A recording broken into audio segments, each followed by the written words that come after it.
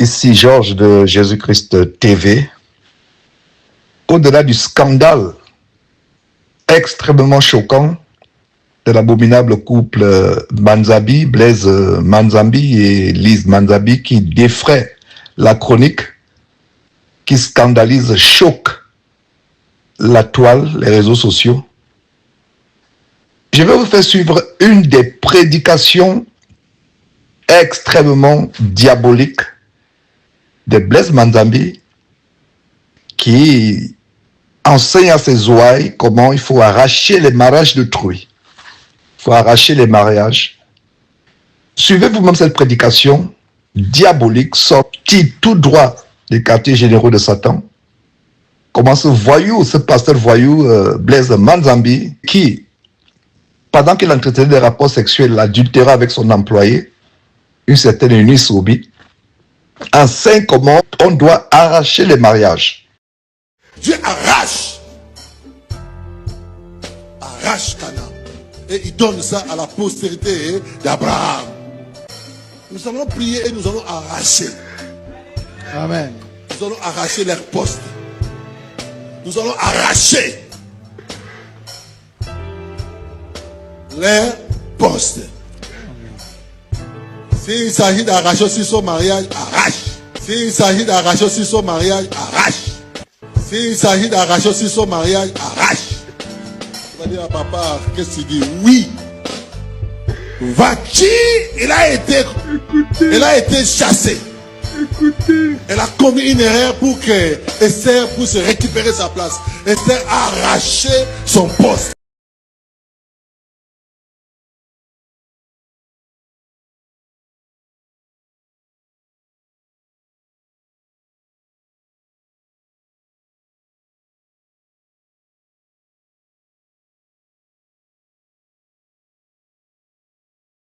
Et il prend l'exemple de la reine Vasti, dont le mariage a été arraché par Esther. Non seulement ces gens se votent dans des abominations telles que les adultères, les orgies sexuelles avec notre pasteur, l'homosexualité, mais ils ont l'outrecuidance, le culot de blasphémer contre Dieu et sa parole.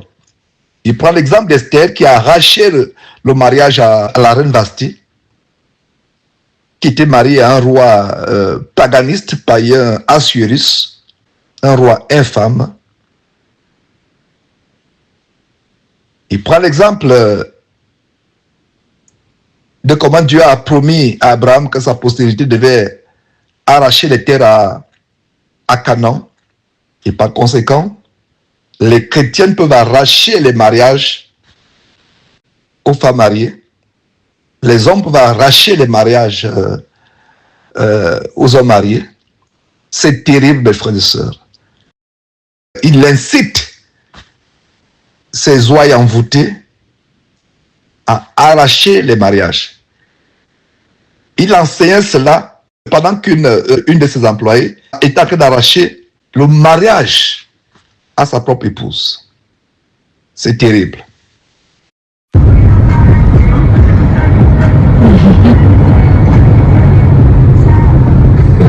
L'homme de la situation,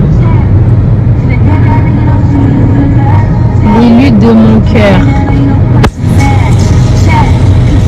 Il a dit que je suis sa lumière. Your light, I'm the light of your life. Yeah? Tu parles pas, attention. Incroyable. C'est extrêmement choquant ce que vous venez de voir et entendre. C'est tellement choquant. En tout cas, ça ne me surprend pas. Depuis près de 15 ans, je dénonce cette chaîne de possession spirituelle, Casarema. Quand j'appelais cette chaîne une chaîne de prostitution spirituelle, les gens pensaient que j'exagérais. Je vais vous faire suivre la vidéo où cette femme qui est dans la voiture avec cet homme, Blaise Manzabi, je vais vous faire suivre une autre de ces vidéos. Mais avant cela, voilà des personnes qui amènent les gens en enfer. Casarema, c'est un boulevard pour entraîner les gens en enfer. Voilà un couple qui a été fondé sur le sang d'un enfant qui est mort, l'enfant de Blaise Manzabi. Et non seulement cela, ces relations ont commencé par l'inceste. Lise Manzabi qui sortait avec le frère de Blaise Manzabi. Et après quoi, elle s'est mariée soi-disant à Blaise Manzabi, un véritable pasteur pornographe, comme vous allez découvrir davantage. Vous vous rappelez comment cette abominable chaîne Casarema avait menti à mon sujet? Dieu ne dort pas. Ils avaient menti à mon sujet, comme quoi j'aurais tué toute ma famille et que je me serais enfui aux États-Unis pour me réfugier. J'ai gardé le silence pendant 1 an et après je suis allé au Cameroun, j'ai rendu visite à ma famille en mai 2017 et de retour du Cameroun, j'ai publié les images avec ma famille que j'aurais assassinées avant de me rendre aux États-Unis. Donc voilà une chaîne abominable que j'ai exposée. Voilà un couple que j'ai averti. Voilà comment Dieu est en train de les exposer au monde entier. Vous allez suivre les histoires de coquifiage, d'adultère, comment il entretient ses maîtresses avec l'argent des dîmes et des offrandes que vous leur donnez, des faux pasteurs, des véritables pervers sexuels, des abominables hommes qui entraînent la multitude de personnes en enfer. C'est terrible, mes frères et sœurs. C'est terrible. Voilà comment le nom du Seigneur Jésus-Christ est blasphémé par ces hommes abominables. Est-ce que vous avez remarqué la musique abominable qu'un soi-disant pasteur joue dans sa voiture? Déjà, ça, ce n'est même pas la plus grande abomination. La plus grande abomination, c'est qu'il se retrouve en train de commettre l'abomination de l'adultère avec des fidèles, ses employés, pendant que sa propre femme le cocufie aussi. C'est terrible, mes frères et sœurs. Voilà comment Lise Manzabi passait le temps à faire des émissions pour conseiller les couples avec d'autres femmes remplies de l'esprit de Jézabel. Mais voilà comment elle est livrée à la honte mondiale. C'est terrible, mes frères et sœurs. C'est terrible. Vous connaîtrez la vérité vous affranchira. Dieu ne dort pas. Voilà comment Dieu lui-même les a exposés. Quand nous exposions, on pensait qu'on exagère, on en fait trop. Où sont les preuves? Je vous laisse suivre vous-même ces preuves avec cette vidéo additionnelle. Le pasteur m'a piégé avec une promesse de mariage partie 8. Nous sommes dans la chambre et là on est en intimité. Il veut vraiment qu'on fasse ces choses-là et je lui fais comprendre que j'aimerais qu'on puisse se préserver jusqu'au mariage et j'essaye même de le convaincre, si possible, d'arranger les choses avec sa madame. Il me fait comprendre une fois de plus que du côté de sa madame, c'est bon. Après la réunion qu'ils avaient eu à avoir avec son père spirituel, c'est confirmé que voilà, les choses ne vont plus s'arranger, ils ne vont plus se remettre ensemble et que maintenant il veut avancer avec moi. Le Seigneur lui a montré que je suis sa femme, la femme de sa destinée. Là, je suis en mode quoi dans ma tête? En tant que personne qui ne croit pas à 100% aux prophéties, je lui dis, mais de quoi tu me parles? Je suis la femme de ta destinée. Attendons quand même que ce mariage-là puisse se concrétiser. Il me dit que non, moi je suis un visionnaire. Crois-moi que si je te dis quelque chose, ça veut dire que le Seigneur me l'a vraiment révélé.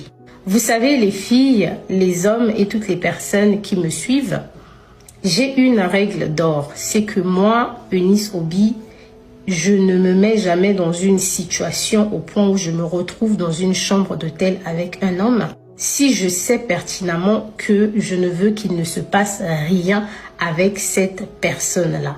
Mais là, je me disais que c'est un pasteur. Je pourrais peut-être le convaincre pour que rien ne puisse se passer. Parce que de base, et je conseille même aux filles, n'allez jamais dans une chambre d'hôtel si vous ne voulez rien avoir avec un homme. Il me met la pression et tout. Je me sens limite un peu harcelée, vous savez, pour toutes les femmes qui l'ont déjà vécu. Lorsque vous êtes aux côtés d'un homme qui vous touche, qui veut vraiment, il y a une pression au point où ça devient même désagréable. Et là, je lui propose déjà un massage parce que de base, souvenez-vous, il m'avait dit qu'il dormait dans son canapé et souvent il dormait à l'église et qu'il avait vraiment des maux de dos et des maux de rein. Avec l'huile que j'avais pris au centre commercial et tout, qui sentait très bon, de l'huile d'olive, je lui fais un très bon massage. C'est drôle parce que il y a un moment, il me dit même que waouh, tes mains c'est comme des éponges et tout, c'est tellement doux, tout ça là. Mais je sais que j'ai des mains de fée quand même. Je suis une coiffeuse qui coiffe et les gens n'ont pas du tout mal. Le fait qu'il puisse avoir un souci avec ce truc-là, l'anaconda, désolé les filles, ne me jugez pas, mais si je n'en parle pas, mon témoignage ne peut pas être complet. Ça fait que je me dis déjà que si je vais plus loin avec lui, en fait, ça va beaucoup plus lui profiter et moi, en tant que femme, j'aurais juste travaillé, enfin un travail pour lui et moi, je ne vais profiter de rien. Mais je me dis, ok, je vais quand même, voilà, lui faire plaisir. Je dédicace son micro, ça c'est pour ceux qui connaissent le terme, et c'était déjà assez pour le calmer.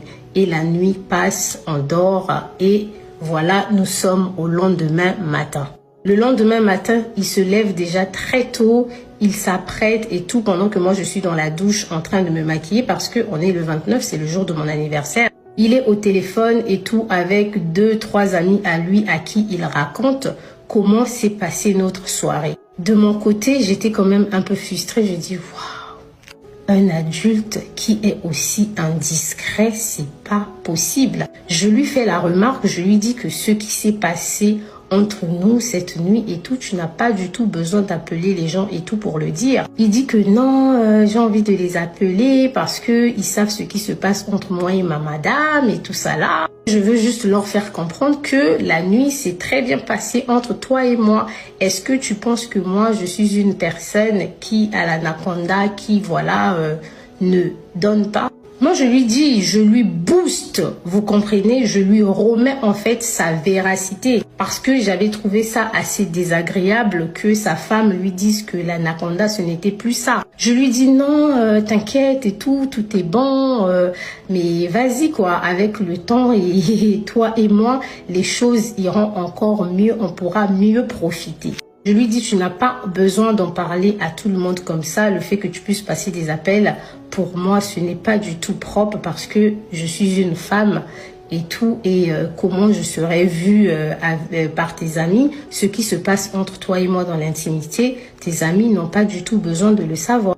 Il me dit, ouais, c'est vrai, tu as raison. Et là, je suis dans la douche en train de me maquiller. Je suis au téléphone avec ma meilleure pote qui est au bled. Je lui dis, ouais, pour mon anniversaire, j'ai reçu un cadeau de l'iPhone 16 et tout. Franchement, c'est tout ce que je voulais. Du moment où je n'ai pas dépensé mon argent pour l'acheter, crois-moi que je suis juste contente parce que déjà de base, mes téléphones, je lui avais fait comprendre que mon iPhone 11 que j'avais avant, c'était le père de mon fils qui l'avait acheté. Donc lui, pour augmenter le niveau et tout, il vient me prendre l'iPhone 16 et nous sommes en mai, l'iPhone 17 n'est pas encore sorti, donc l'iPhone 16 c'est le tout dernier iPhone. Et ma copine me dit, mais le monsieur dont tu me parles, Eunice, c'est qui et tout, tu ne m'as jamais parlé de lui. Et je mentionne le nom de ce monsieur. Elle me dit, ouais Eunice, mais j'ai l'habitude de tomber sur les vidéos de sa madame et tout sur les réseaux. Moi, je dis oui et je lui explique et tout. Voilà, ils sont en instance de divorce, nanana. Après, elle me dit, ouais, t'es sûre qu'ils vont se séparer et tout. Moi, j'ai dit, Mago, on regarde comment les choses vont avancer. Et elle me dit, ah, vas-y, fais quand même attention et tout, parce que tu sais, les tantines, elles peuvent devenir très méchantes et tout. Faut pas qu'elles découvrent quelque chose et qu'elles te fassent du mal. J'ai dit, mais non, tu parles de faire du mal, c'est un pasteur. S'il me dit réellement qu'il va se séparer avec sa femme, c'est que c'est quelque chose de concret, quoi. Et puis ici, on parle des personnes d'église. Donc, il est hors de question que je puisse avoir peur qu'on me fasse du mal ou que je sois intimidée. Entre-temps, lui, il est descendu au parking récupérer la voiture. Il m'a dit, je récupère la voiture et je te retrouve à la réception. Il a déjà réservé notre déjeuner aux alentours de 13h, 14h au restaurant L'Avenue sur l'avenue Montaigne. Et entre-temps, il a invité son ami et moi aussi j'ai invité une amie à moi. Du coup, ça sera la vidéo que je vous ai publiée dans la voiture où on était ensemble. Dans cette voiture, on sortait de l'hôtel le matin, il n'y avait que lui et moi. Entre-temps, avant d'aller manger au restaurant, on avait déjà pris le petit déjeuner très tôt à partir de 8h. Girls, it was just a princess treatment. C'était vraiment un traitement de princesse. Un anniversaire à minuit avec un dîner servi dans la chambre, un petit déjeuner le matin servi dans la chambre, c'était la totale.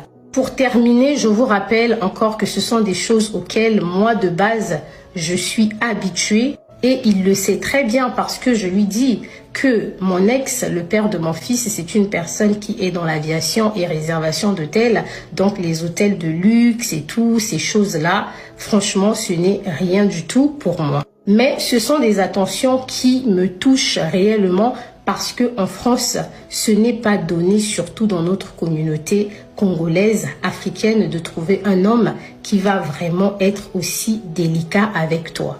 On a terminé au restaurant, on a mangé et on a regardé le magasin qui était juste à côté. On s'est un peu baladé vite fait. Le magasin, et là, je me souviens très bien que lorsque j'étais dans le magasin, je recevais en même temps les appels de joyeux anniversaire. Ma grande sœur m'a appelé et c'est la première fois que je lui parle de ce monsieur. Je dis, je suis en train de vivre ma best life, je vois pour quelqu'un et pour mon anniversaire, il m'a ramené à l'avenue Montaigne, il m'a même offert l'iPhone 16. Et tranquillement, on rentre, lui et moi, accompagnés de son ami au centre commercial. Et à partir du centre commercial, les Arcades, je prends mon taxi pour rentrer à la maison. Cette journée d'anniversaire va s'arrêter là et je vais lui annoncer que le 31 mai, je vais célébrer mon anniversaire le samedi avec mes proches.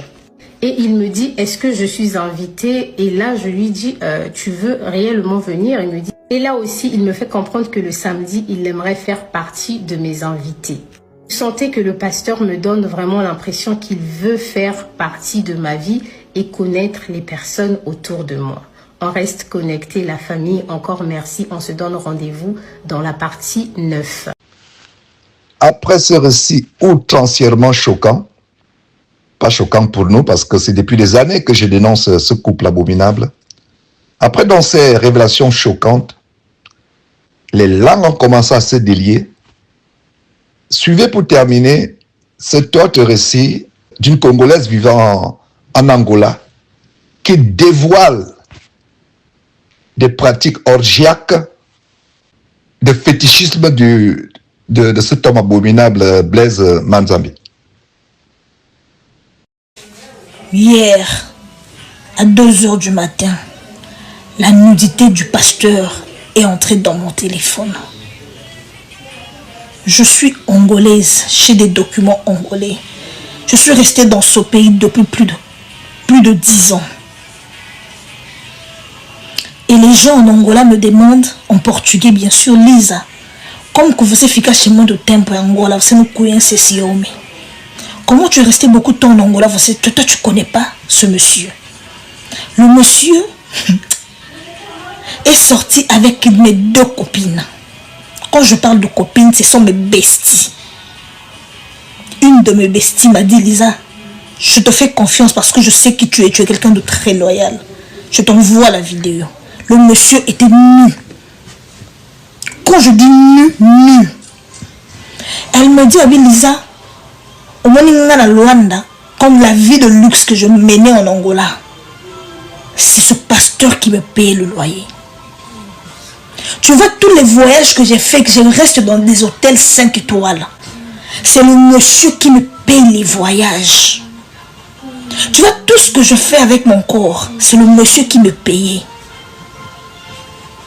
Il y a une autre qui m'appelle, qui me dit, qui me montre la vidéo du pasteur et de son ami David. Un pasteur en Angola, 2 aventurieux. Donc les problèmes, tout ce que Eunice dit est vrai. Seulement qu'ils ont l'habitude de faire les aventures avec les filles de l'Angola. Parce que tu sais, vous savez, les Angolaises, ce sont des filles qui sont vraiment classe. Elles ne sont pas pervers. Elles n'ont pas l'habitude comme nous les Congolaises. Tu sors avec quelqu'un, tu vas étaler, tu pars sur les réseaux sociaux. Quand tu vois une Angolaise faire ça, c'est-à-dire que cette fille parle lingala. Dans tous les scandales qui se passent en Angola, si dans des cas rares, tu vas voir une Angolaise vient sortir de sa bouche ou mettre quelqu'un en profil ou taguer quelqu'un pour dire que je suis sortie avec lui comme le fait Eunice. Elles n'ont pas cette éducation. Et dans des rares fois où le monsieur est sorti avec des Congolaises, voilà que ça commence maintenant à sortir. Mes copines sont angolaises. J'ai vu ta photo, pasteur. J'ai vu la photo de ton ami David. J'ai vu les dîners, les soirées, en train de boire la bière, en train de fumer du chicha. Dans la maison de mon ami, je connais la maison parce que j'avais l'habitude d'y aller. Dans la maison de mes deux amis, une de mes amies à Ilia et tout, à la plage. Et on me dit que Lisa, ce monsieur, vous, les francophones, vous ne le connaissez pas. En Angola, c'est quelqu'un. Vous voyez comme vous considérez les pasteurs Moïse Mbiye, les pasteurs Coutinho Fernando, les Soni, les pasteurs Mike Kalambai. En Angola, c'est quelqu'un de très influent. Ce pasteur reçoit beaucoup d'argent dans son pays qui est l'Angola. Même le président de la République de l'Angola le connaît. Et tout ce qu'ils savent, les Angolais, vous savez que en matière de boire, en matière d'aimer la vie, quand ils le font à fond. Ce pasteur n'est pas pasteur. Pour lui, c'est son business, l'église. Ma copine me dit, Lisa, d'ailleurs, 2 fois nous sommes allés au Bénin avec lui parce que moi aussi j'avais besoin de fétiches pour mes trucs que je fais. On a fait des trucs. Mon grand frère Manu Leva m'a dit de ne pas en parler. Je parle comme ça superficiellement. J'ai beaucoup de choses du pasteur. Je veux même pas parce que moi je peux pas, je suis quelqu'un de très loyal. J'ai promis à ma copine de ne rien envoyer à personne. Et Lise Manzambi n'est pas innocente.